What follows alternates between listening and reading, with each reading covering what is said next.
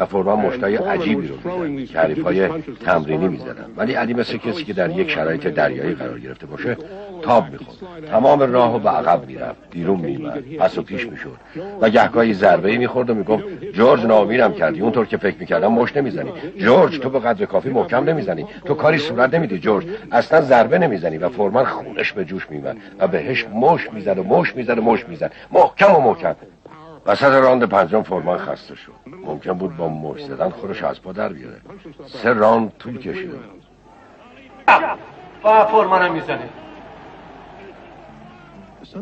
ناگهان علی از طناب جدا میشه و یه راست به اون میزنه و میبینی که عرق همینطور میزنه بیرون، مثل فواره از صورت فورمان میزنه بیرون و ناگهان آدم متوجه میشه در این دیو بکنی هر کاری بخوای، اما وقتی بیدار بشه همه چی رو له میکنه.